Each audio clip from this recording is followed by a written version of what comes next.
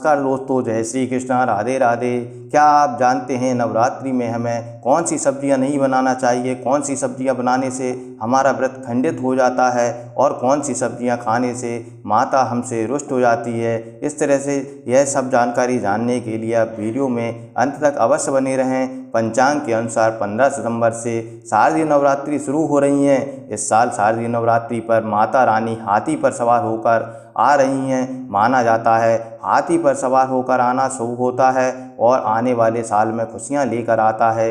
नवरात्रि के मौके पर घर की विशेष साफ सफाई की जाती है और ख़ास तैयारियां भी होती हैं। ऐसे में कुछ चीज़ों को घर से निकालना भी अच्छा माना जाता है। धार्मिक मान्यताओं के अनुसार नवरात्रि में कुछ सब्जियों को खाने से मना किया गया है और ना ही ये सब्जियां बनाना चाहिए। इन सब्जियों को बनाने और खाने से घर में नकारात्मक ऊर्जा आती है, साथ में माता रानी का श्राप लगता है और साथ में हम आपको यह भी बताएंगे कि कौन सी चीज़ें हमें खाना चाहिए। आइए जानते हैं कि वे कौन सी सब्जियां हैं और कौन सी चीज़ें हैं जिनको हमें नवरात्रि के दौरान नहीं खाना चाहिए। सबसे पहली बात है, हमेशा मूली से दूरी बनाए रखें। ज्योतिष शास्त्र में मूली का संबंध राहु से बताया गया है। राहु के दोष को दूर करने के लिए मूली का दान करना चाहिए। आयुर्वेदिक के मुताबिक यह बात वर्धक होती है।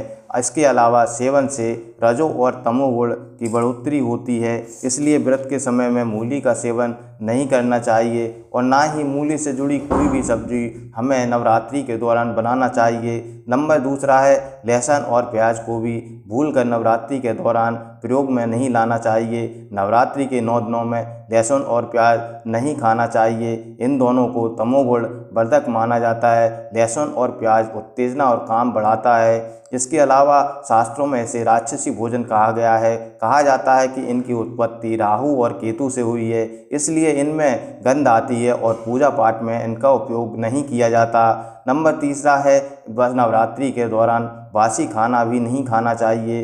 गीता में बासी भोजन को तामसिक और रोगवर्धक बताया गया है। ऐसे भोजन को अपवित्र की श्रेणी में रखा गया है, इसलिए बासी और जला हुआ भोजन व्रत के दौरान हमें नहीं करना चाहिए। नंबर चौथा है, मांस का सेवन भी नवरात्रि के दौरान ना करें। नवरात्र के पर्व पर मांसाहार खाना वर्जित माना गया है। मान्यता के मुताबिक साधना के समय किसी और जीव को नहीं सताना चाहिए। दुर्गा सप्तशती में इसको लेकर एक खास दिशा निर्देश दिए गए हैं। पूजा करने वालों को जीवों पर दया भाव रखना चाहिए और अहिंसक रहना चाहिए। नंबर 5वां है, नवरात्रि के दौरान मसूर दाल भी ना खाएं। मसूर दाल को धार्मिक दृष्टि से अपवित्र माना गया है। इसका संबंध मंगल ग्रह से माना जाता है। बताया जाता है कि इसके सेवन से मन में उग्र और तामसिक विचार का संचार होता है। आयुर्वेद में इसे रजोगुण को बढ़ाने वाला बताया गया है, जबकि साधना के लिए सात्विक गुण को बढ़ाना जरूरी होता है।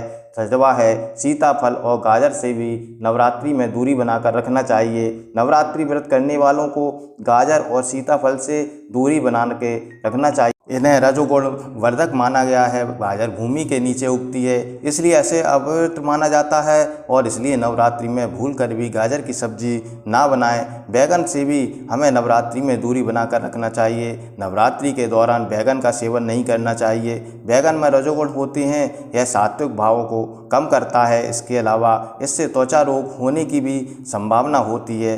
बैगन काम भाव को बढ़ाता है, इसलिए बैगन की सब्जी भी नवरात्रि के दौरान हमें नहीं बनाना चाहिए।